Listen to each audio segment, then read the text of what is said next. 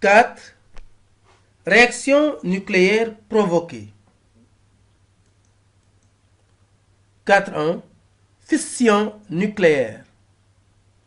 Il y a fission nucléaire lorsqu'un noyau lourd fissile capte un neutron puis se scinde en noyau plus léger. Exemple, l'uranium-235 est fissile. L'équation de la réaction de fission nucléaire de l'uranium peut s'écrire sous la forme U92-235 plus un neutron N01 qui donne le strontium Sr3894 plus le xénon Xe50440 plus 2 neutrons. Et là, on peut vérifier les lois de conservation de Soddy. En ce qui concerne d'abord le nombre de charges, nous pouvons dire ici que 92 plus 0 est égal à 92 et que 38 plus 54 plus 0 est égal à 92. Conservation du nombre de nucléons. 235 plus 1 égale 236. 94 plus 140 plus 2 fois 1 est égal à 236.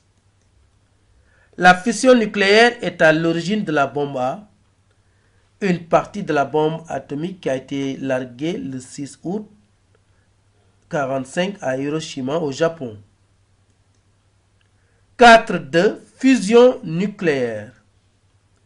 Il y a fusion nucléaire quand deux noyaux légers se fondent en un seul, en émettant ou non une particule, comme le neutron, l'électron, positron, proton, etc.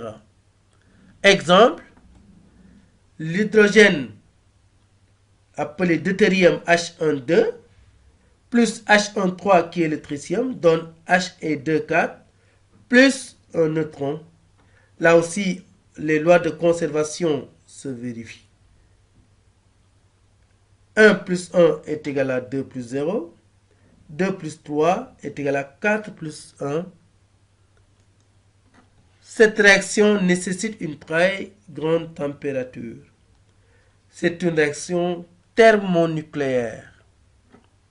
La fusion nucléaire est à l'origine de la bombe H. Là aussi, l'autre partie de la bombe atomique. On dit souvent que la bombe H est le briquet de la bombe A. 5. Applications. Les centrales nucléaires. Les centrales nucléaires produisent de l'énergie électrique. Une centrale nucléaire est une centrale thermique disposant d'une chaudière utilisant la fission. 5.2. La datation. La radioactivité naturelle est utilisée comme outil de datation historique, préhistorique, géologique, etc. Le carbone 14 est radioactif. Il a permis aux anthropologues, aux historiens d'apprécier l'âge d'objets anciens. Et là, on rend hommage à Cheikh Anta Diop avec son laboratoire de carbone 14 à l'IFON, Institut fondamental d'Afrique noire au Sénégal. 5.3. Applications médicales. D'abord, dans la radiothérapie, les radiations ionisantes peuvent détruire les cellules tumorales et constituent ainsi une thérapie efficace contre le cancer. Dans le dépistage des maladies, on fait appel aussi à la radioactivité.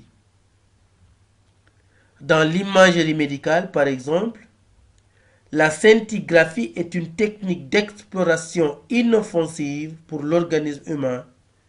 Elle consiste à injecter un produit radioactif appelé marqueur, repérable par son rayonnement.